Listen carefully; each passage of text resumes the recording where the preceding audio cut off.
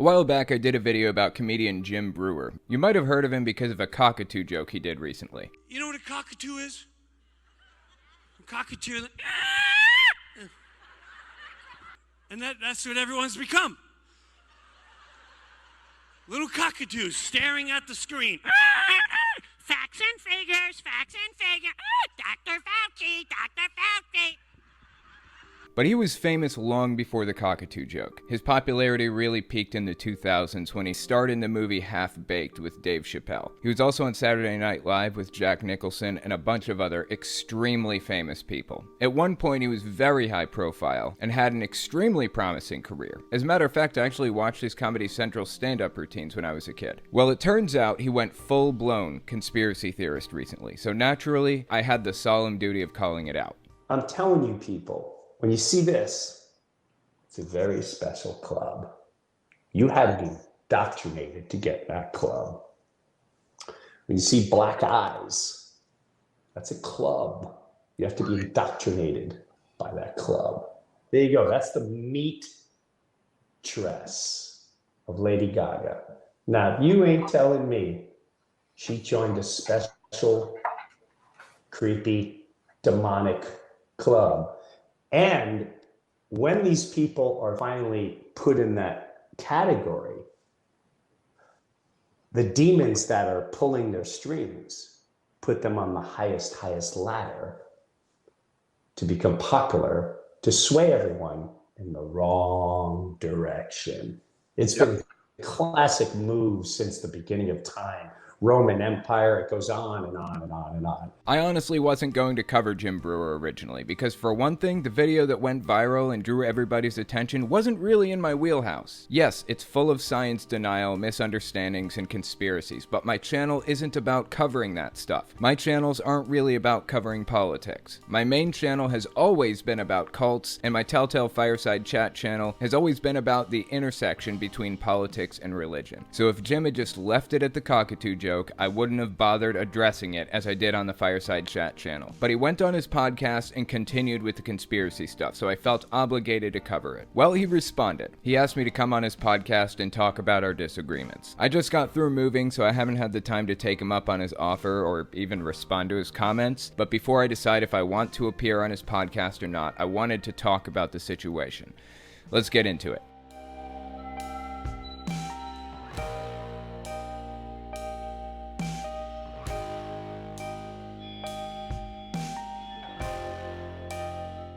So now that we're caught up on how we got here, I want to take a look at the podcast. By the by, if you want to see my full dissection of the entire hour-long podcast episode, I reacted to it on Twitch. Some people aren't really into Twitch, so I edited it down and uploaded it to my other YouTube channel, Telltale Unfiltered. A link to it will be in the description if you're curious. And one more thing I want to mention. I get the impression Jim Breuer is acting in good faith, so I'm going to act in good faith too. I generally don't insult people. I'll insult ideas from time to time, but never people. I'll explain why in a little bit. As long as I continue to feel the conversation is being had in good faith, I'll continue to maintain that good faith too. Anyways, let's watch his Telltale takedown.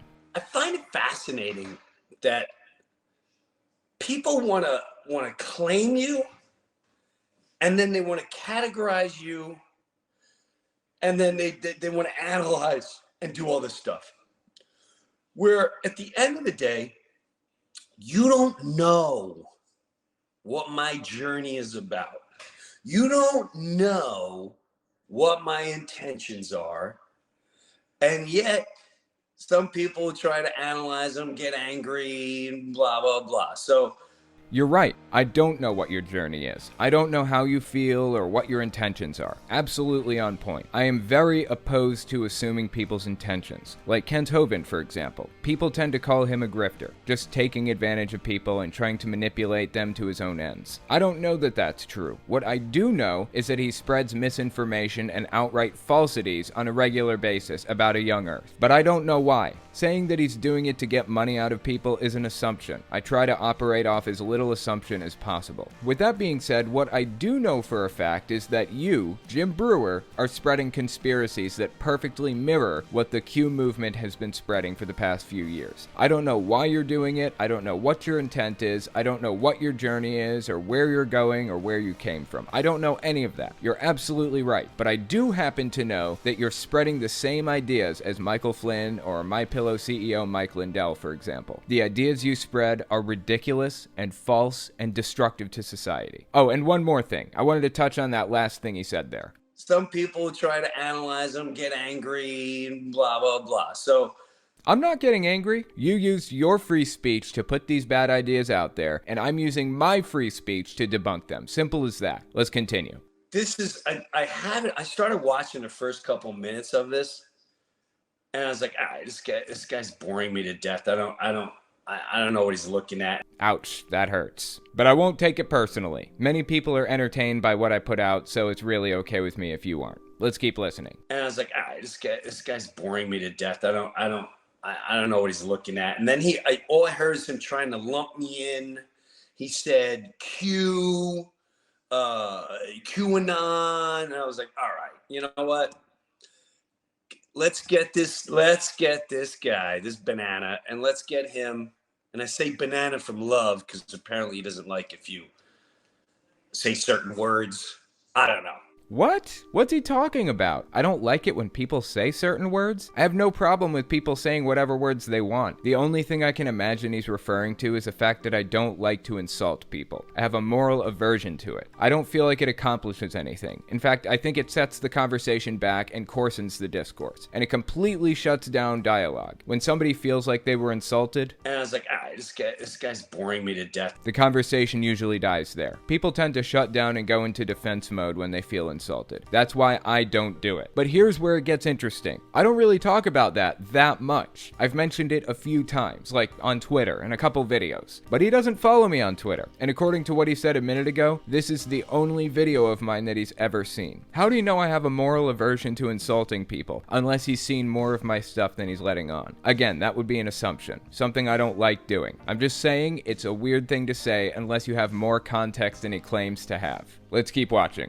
And we asked him to come out. Has he reached back at all? Not that I know of. I know he's got, I had to do some digging as far as how to get in touch with him. I had to get, into his Discord, and from there, there's, an 800 number that you leave a voicemail, and it's the easiest way to get to him. Well, for the record, finding my email for business inquiries is super straightforward. YouTube provides it to people directly. But if you want to contact me, you can send an email to telltalemailbag@gmail.com. Or you can call my voicemail and I might listen to it on air. Neither of those are for business inquiries. Those are for fan correspondence. At any rate, I didn't even realize they were trying to reach me, but eventually Jim Brewer had his agent send an email to my business email address, and I finally did get the message. I honestly have no idea why they'd go around to my fan Discord and voicemail system for a business inquiry, but whatever. Let's keep listening. Do people know who he is? Is it one of those? I mean, he's got 60-something thousand subscribers on YouTube. I mean, okay, that's a lot. I guess. I don't know. Yeah. All right, so let's see what his deal is. And does he claim himself as anything? In other words, I'm Charlie, and I'm here to bring you the truth and the blah blah blah. Or I'm the left wing person or the right wing blah blah. However he labels himself. Does he label himself, or it's just him? I mean, he's an atheist. It's actually 300,000 subbies. 60,000 is my fireside chat channel, but that's neither here nor there. And I don't claim to be anything outside of a cult communicator. Not expert, communicator. I know a lot about this field, but the only reason I know what I know is because experts have blazed the trail for me. I follow the science. Trust the science. Trust the science. Anyways, let's keep listening. So has he got a problem with me doing shows at certain venues? Is that his deal? This is a recurring theme. Jim desperately wants to make this a guilt by association thing. Honestly, I really, deeply to the bottom of my heart, don't care who you're friends with or where you appear. At all. Truly. What I care about is the fact that you're spreading Q ideas and conspiracies. It really is as simple as that. But like I said, that goes completely over his head, and he thinks it's an attack on who his friends are. Okay, we're like 10 minutes into the podcast, and they're finally gonna watch the video that I put out about it. Let's watch. All right, let's see, and then we'll take it from there. You guys know Jim Brewer, right? I'm probably the last person to talk about this story, but he put out a really weird video a while back. Video came out mid-December. Stop. He's already projecting his personal opinion.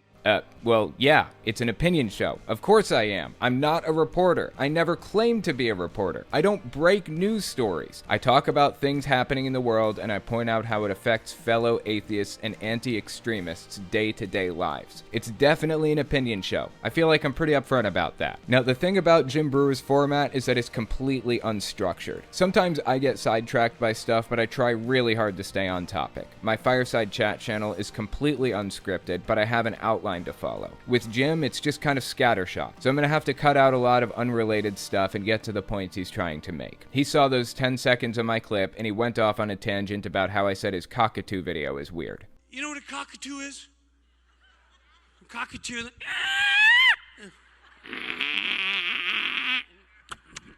And that's what everyone's become.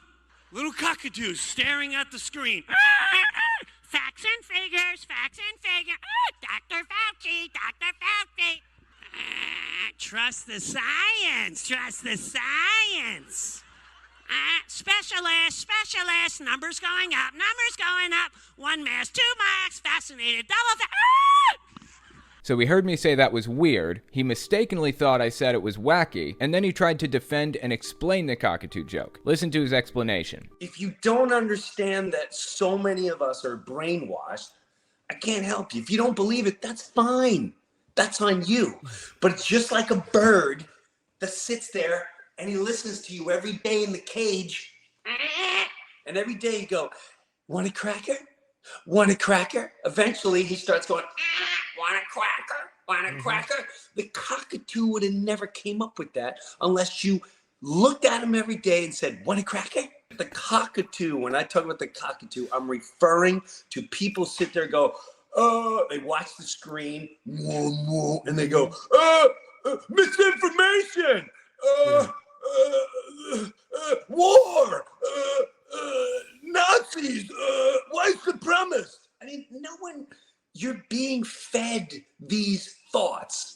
Of course we're being fed these thoughts. Of course we wouldn't come up with this on our own. That's called listening to the experts. I don't have a PhD in virology. I don't even know what degree you need to get to be a virologist. Is virology a degree? I look at peer review articles and history to figure out the best way to deal with COVID. Do you know where the term quarantine came from? I didn't. I hadn't even heard the term social distancing until COVID started. Then I heard the experts talking about quarantine and social distancing, and I did some reading. I wanted to understand the history of it. I wanted to know why it's valuable. The term quarantine started in the Middle Ages, the 14th century. They were trying to protect coastal cities from plagues, so ships arriving in Venice from infected ports had to sit at anchor for 40 days after arriving. The original term was quadrata giorni, which means 40 days. That specific little fun fact came from the CDC website, but it's all over the place. You can just Google it and get a billion results from other reputable sources if you don't trust the CDC for some stupid reason. Yes, I am repeating things I've heard elsewhere. No, I wouldn't have come up with this on my own, but everything I repeat is easily verified and fact-checked. It's super straightforward to just look through books to find the answers, and if you really wanted to go the distance, you could run the tests yourself. I don't fully trust anything that hasn't been published and peer-reviewed. It's possible to run experiments yourself to see if masks and social distancing work. Before the scientific community accepts it, they run the tests themselves to see if they get the same results. That's what peer review means. ideas. Just because you didn't come up with an idea doesn't mean it isn't a good idea.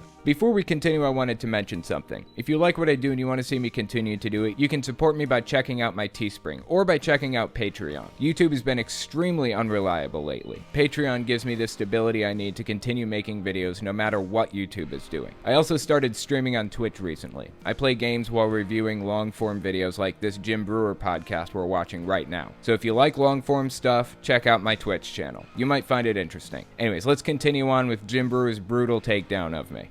You're a cockatoo. So anyway, go ahead. Completely unhinged from reality. It's effectively a QAnon conference. And Jim Brewer of Saturday Night Live has been performing there. He just labeled. Let me explain something. Are you kidding? That was literally another 10 seconds. What could he possibly have to say about that? I barely got 6 words out. I always tell people, don't worry about where the message is being delivered. Listen to the message.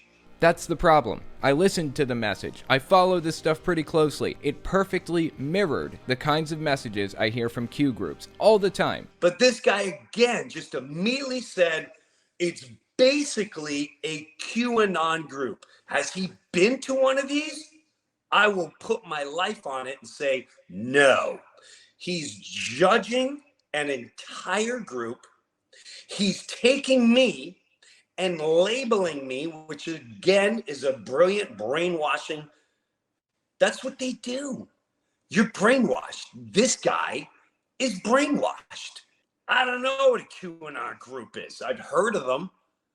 I don't actually know what a QAnon group is. Have I heard of Q? Of course I have. Everyone's had it. They put it on. That was all over the place 2 years ago.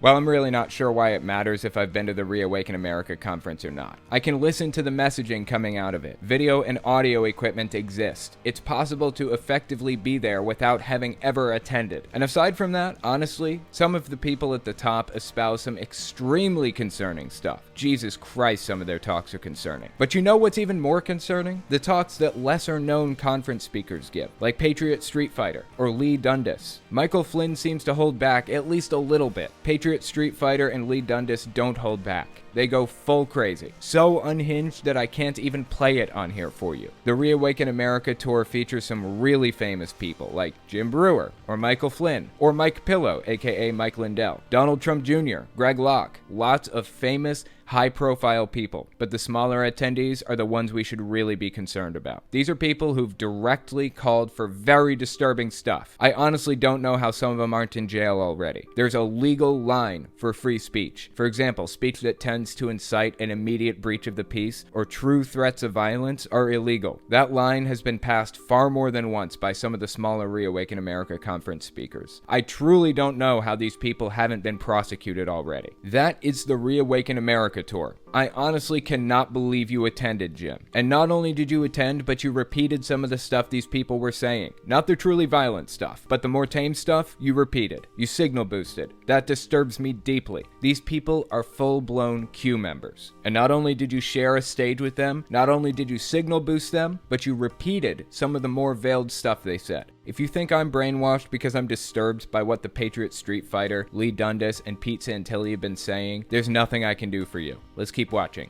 Clay Clark called and he said, hey, I want you to be on the stage. It's this guy, it's General Flynn, it's the pillow guy and pastors. And he said it's at a church.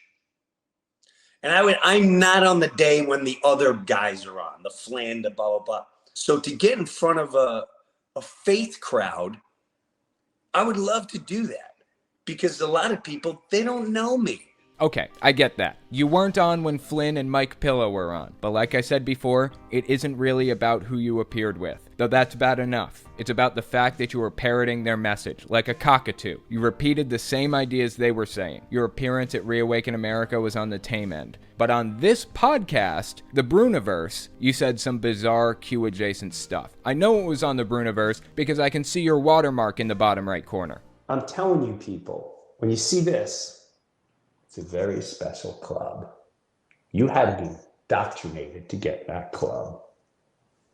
When you see black eyes, that's a club. You have to be indoctrinated by that club.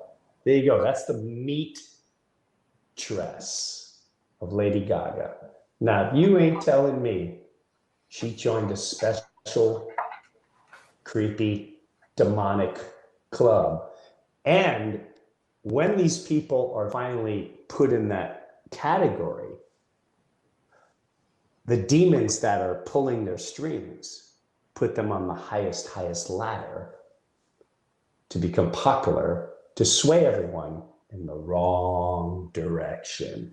I'm doing what you said, Jim. I'm listening to the message. Am I missing something? I'm sorry, man. What you're saying here is unhinged. This is Q-level stuff. What am I supposed to pull from this? You want to make it all about the message. You want me to forget about who you were sharing a stage with. Okay, fine. That's bad, and there's no reason why I should disregard that, but let's do it. I'm forgetting the fact that you shared a stage with some unhinged people. What's going on with the whole special club bit you did on your own podcast? I need an explanation here. So immediately, this guy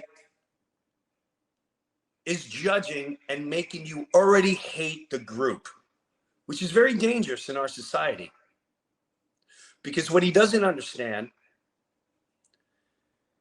is that in every group, no matter what group you go in front of, there's good people, there's bad people, there's radicals, and there's people trying to figure things out. Well, I just want to mention the fact that I don't hate anybody for anything. I don't hate QAnoners. I wish I could help them find their way out. I was brainwashed at one point in my life. I used to be a Jehovah's Witness. I believed irrational, bizarre things. In fact, I'm sure I probably still do. My personal goal in life is to erase every bizarre, irrational idea I have. And my professional goal is to help everybody else erase bizarre, irrational ideas they have. Now, regarding what you said at the end. There's good people, there's bad people, there's radicals, and there's people trying to figure things out. No, that is simply inaccurate. What you're describing is society as a whole. Society is made up of good people, bad people, radicals, and people who are trying to figure things out. Q and the Reawaken America conference is one of those radical groups in society. There are groups out there that are completely and totally in line with each other. Their beliefs are so similar, they could be clones of each other. That phenomenon is something you usually find in cults, which is something I've devoted my life to understanding. Jehovah's Witnesses are like this too. Millions of people all have the exact same views and opinions on some subjects, perfectly in line with each other. It's almost eerie. Cults and extremist groups are not on a spectrum like you're saying. Cults and extremist groups are all unified on the important stuff. Q is an extremist group. That being said, I will grant you this. People in the audience at the Reawaken America tour is probably on something of a far-right spectrum. There are probably people in the audience that are trying to figure things out. But the fact that they went to that conference in the first place tells me they're on a radical path already. The fact that something like that appealed to them at all tells me they're on their way down a disturbing path.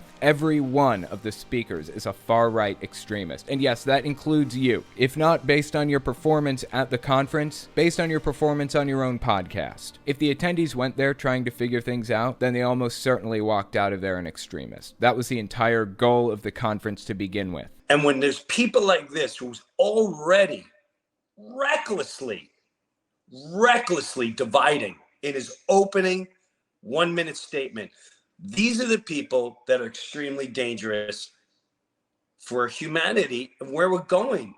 All he did is hear, Mike the Pillow Guy, which is already, I've never met Mike the Pillow Guy.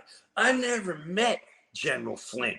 I don't know anything about them. Did you even listen to a minute of my video? I don't think you did. I think we were 15 to 20 seconds in. Either way, Q is an extremist group. I don't want to be a part of extremist groups. I don't respect the ideas. Nobody should. The ideas are truly evil. And the fact that you're painting it as a spectrum tells me you honestly have no idea how dangerous this group really is. For the record, I do respect the people, and I desperately want to help them find their way out of extremism. And about the last part, all he did is hear, Mike the Pillow Guy, which is already, I've never met Mike the Pillow Guy. I've never met General Flynn. I don't know anything about them. You're trying to make it guilt by association. That is not my argument. I don't care who you're friends with or whatever. It makes no difference to me. Again, I will reiterate, it's about the message you're spreading. She joined a special, creepy, demonic club. Let's keep listening. And none of those people knew who I was. I'm going to say like 80% of those people had no clue who I was. No clue. And they were so touched and they were so moved, and they laughed so damn hard. The feeling in there is just so beautiful from my experience. And this is the danger. Do not judge things until you are in it. Yeah, that's called love bombing. Of course they made you feel welcome. Of course they made you feel special and loved. That's how extremist groups treat prospective and current members. I see this all the time. A new attendee at a Jehovah's Witness meeting, the congregation is all over them. They all want to know them. They want to talk to them and be friends. This is how it works. I know this flew right over your head at the time, but you should really know better than this by now. Trust the science. Trust the science. Yeah. You know the saddest part about this whole thing? By the way, I'm laughing out of secondhand embarrassment, not because it's funny. It's not. It's stupid. See, this right here is why I don't insult or attack people. I feel terrible about this part. What did I gain by being a jerk about it? Nothing, honestly. I just burned a bridge. I feel really bad. So, Jim, if you're watching this, I'm sorry. I shouldn't have been rude like that. I feel like all the substantive points I made still stand, but if I could, I'd go back and erase that part from the original video. It accomplished nothing. Let's continue. The saddest part about this whole thing is the fact that his wife got cancer a few years ago. Dee Brewer. And guess what? He trusted the science then. He looked at the facts and figures then. What this is just people. Again, it's the great division. This guy's locked into anyone who doesn't believe in science. Any type of faith is stupid. Well, the point I was making is that your wife got cancer and you listened to the doctors who treated her, but you refused to listen to the doctors about this. I'm really not sure what that has to do with thinking any type of faith is stupid. I have no idea what that has to do with what we're talking about, but I just want to point out the dichotomy he set up. A dichotomy between faith and science. You can have both. Science is our collective body of knowledge as the human species. You're denying parts of that body of knowledge selectively. Everybody else is over here testing it and proving it to be correct, and you're over here in the corner saying, nope, it's wrong. Aren't you going to test it? Don't need to. It's wrong. I know it is. Will you at least read it? Nope. But when your wife gets sick, you accept it. You say, give me everything you've got. You even pay who knows how many hundreds of thousands or even millions of dollars to get people who do accept and understand this stuff to treat her. And it worked. And you are still denying parts of it. Haven't you received enough proof by now that this body of knowledge that we call modern medicine is trustworthy? What more would it take? My wife gets treatment, so therefore I should believe what the news media tells me about getting vaccinated. No, absolutely not. Do not trust the media at all if that's what makes you happy. Read the scientific papers. If you don't trust the media, then do the experiments yourself. You can even test social distancing yourself if you want. Find a friend with a cold and see what it takes to not catch it from them. Hell, you have enough money that you could fund a vaccine study yourself if you wanted. Find the real answers for yourself. Assuming there's a big conspiracy where everybody involved is lying and covering things up is completely unreasonable. He uses the word stupid and all this. This guy he's typical. Mm-hmm. Unfortunately, he's typical. He's the typical closed-minded, judgmental, doesn't know anything. I deserve that. Again, if you're listening, Jim, I'm sorry. I shouldn't have been a jerk like that. This is why I don't insult people. I have actually met the kids or friends or family members of some of the pastors I talk about on air. When I meet them, I want to have a clear conscience and know that I didn't make fun of them, I didn't mock them, I didn't insult them. I tore apart their ideas. Nothing more, nothing less. As long as I keep it to that, I feel I can have a clear conscience. If I have a company and I need you to sell this product, and I hire scientists because people like yourself go, I believe scientists. Do you think my scientists that I'm paying are going to give me numbers that appeal against me? And you're calling me stupid? If I'm selling a product, am I going to sit there and go, I don't know how to sell this product? No, because then I'm fired. Yes, scientists should do that. I don't want to make assumptions, but you're a comedian, so it naturally follows that you've never been involved in the science community on a professional level. But there's an understanding between scientists that they will never lie about data. They will never fudge numbers, no matter what. They don't all follow these rules, but by and large, the scientific community understands that basing things off of faulty data completely invalidates everything you're trying to do. It seems like you're mixing up the science team and the marketing team. I'm a retro game collector, so naturally this is the example I'd turn to. When Nintendo was about to release their Virtual Boy in the mid-90s, they didn't know if it would cause serious eye damage or not, so they sent it to a lab and asked scientists to study it to determine if it was safe for kids to use. They discovered that it was safe for most kids to use, except in certain circumstances. For example, it would make lazy eye worse for kids under a certain age. Nintendo needed that information. They paid for it. They can use it how they want, but scientists have an obligation to turn over data, whether it's favorable to the company or not. Eventually, Jim comes back around to his original point and starts talking about labels again. He tells his story about a couple of Republicans he saw at the gym. Check this out. I go to the gym and I heard this guy, he's a full-blown Republican. I saw him talk to another guy. Actually, the other guy said, "Hey, you done with the bench yet?" And the guy was kind of like giving him an attitude, the Republican dude. And he said one little thing that made the Republican guy happy. He goes, "Oh, so you're not one of them liberals?" He's like, "No." "Oh, all right." And they totally changed, take my number, blah, blah, blah, blah, blah, blah. There was part of me that was like, both sides, liberal, conservative, get rid of the labels. We're all individuals. Absolutely. Could not agree with that more. That's what my channel is all about. That's called black and white, in-group, out-group thinking, aka tribalism. It's absolutely toxic to society, and we should find some way to eliminate it. What I'm doing here by talking about QAnon, that's not tribalism. That's identifying extremist groups and ideologies and pointing out propaganda techniques and logical fallacies they use. That's what my entire channel has been about since the very beginning. Unfortunately, Jim, you've found yourself adjacent to one of those groups. That's why I started covering you in the first place. You need to re-evaluate your beliefs and behaviors. Think about what you're doing and what you believe, because the people around you literally want to hurt me. They literally want to take people like me out. You and I can agree on a lot. Things aren't as black and white as people make it seem, but extremist groups are in a category all their own. We need to address the existence and prevalence of these groups in society because they are seriously causing damage. Now we're coming to the end, but before we get there are a couple of scattershot points I wanted to address. I didn't know where else these fit in the conversation, so I'm putting them here. First, this one. Dude, I was on this guy's Discord. It's a cult. Of course it is. Fucking cult.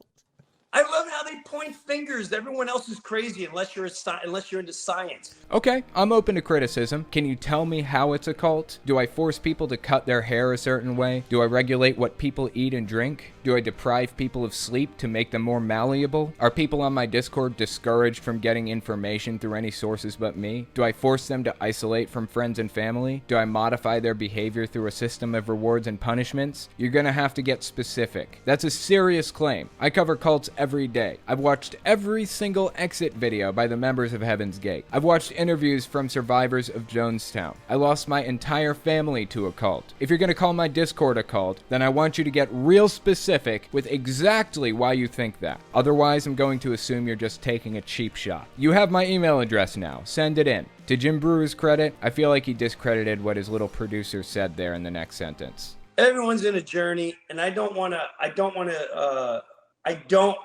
want this guy to be able to talk for himself. But if you're bringing my name up and talking like that, then I got to address it right away. I get it. That's okay. I understand why you felt the need to address it right away, and I'm totally okay with that. Like I said, I feel like you were acting in good faith, though you did take a few jabs at me. Some were probably deserved because I took a few jabs at you, so I appreciate you keeping it in good faith. Let's try to get that guy on one time. If he doesn't, that's cool. I think we can learn from one another, and I'd like to learn from one another. I'm about let's learn from one another. If you got small-minded visions, well then let's have you on and let's have a conversation.